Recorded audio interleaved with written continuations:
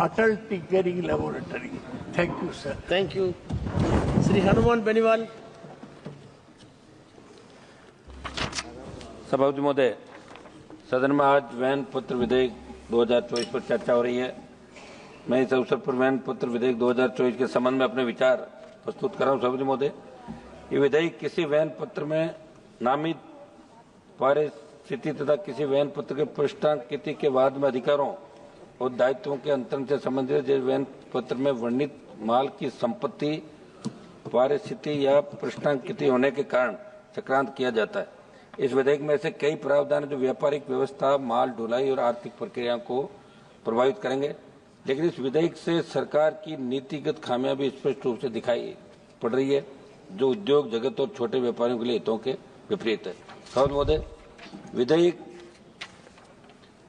की जटिलता और अस्पष्टता। सरकार द्वारा प्रस्तुत ये विधेयक अत्यधिक जटिल और अस्पष्ट भाषा में लिखा गया है। इसमें निहित कई प्रावधान स्पष्ट नहीं है और कानूनी दाव पेंचों में उलझे हुए हैं। ये स्थिति विशेष रूप से छोटे और मध्यम उद्योग एमएसएमई, लघु व्यापारियों और स्थानीय आपूर्तिकर्ताओं के लिए चिंता का विषय है। यदि विधेयक का क्रियान्वयन जटिल रहेगा तो इन व्यापारियों को कानूनी परेशानियों का सामना करना पड़ेगा, जिससे उनका व्यवसाय प्रभावित होगा। सभापति महोदय, व्यापारियों और उद्योग जगत के लिए खतरा।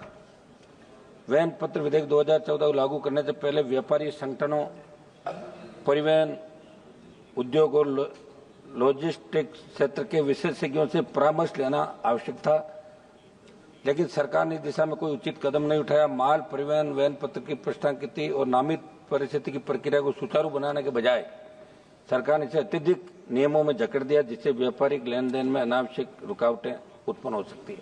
सभापति महोदय, इसके अलावा छोटे और मध्यम व्यापारियों के लिए विधेयक अनुचित दबाव और कानून जोखिम को बढ़ावा देगा।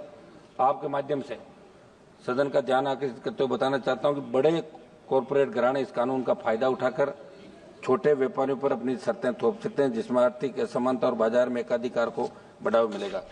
सभापति महोदय, परिवहन और लॉजिस्टिक्स क्षेत्र की अनदेखी। इस विधेयक से परिवहन और लॉजिस्टिक्स क्षेत्र पर सीधा प्रभाव पड़ेगा, क्योंकि माल के स्वामित्व के हस्तांतरण में परिवर्तन लाने का प्रयास किया गया है, लेकिन सरकार ने स्पष्ट नहीं किया कि इस परिवर्तन का परिवहन कंपनियों, ट्रक मालिकों और गोदाम प्रबंधकों पर क्या प्रभाव पड़ेगा।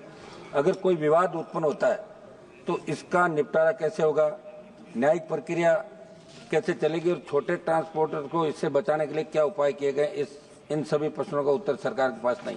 सभापति महोदय, किसान और कृषि उत्पादों पर प्रभाव। यह विधेयक किसानों को भी प्रभावित कर सकता है, क्योंकि कृषि उत्पादों की ढुलाई, भंडारण और व्यापार में वैन पत्र का महत्वपूर्ण स्थान होता है। यदि किसानों और कृषि व्यापारियों के लिए माल की स्वामित्व परिस्थिति जटिल हो जाती है तो पहले से ही मंडी और व्यापारिक नियमों से जूझ रहे संकट में और फंस जाएंगे। सभापति महोदय, विवाद समाधान तंत्र का अभाव। इस विधेयक में कोई ठोस विवाद समाधान प्रणाली का उल्लेख नहीं है। यदि वैन पत्र के संबंध में कोई विवाद उत्पन्न होता है तो इसका निपटारा कैसे होगा, यह स्पष्ट है। इससे व्यापार जगत को कानूनी प्रक्रिया में उलझना पड़ेगा, जिससे आर्थिक गतिविधियों की गति धीमी हो सकती है। सभापति महोदय, सरकार ने इस विधेयक को बिना व्यापक चर्चा के संसद में पेश किया।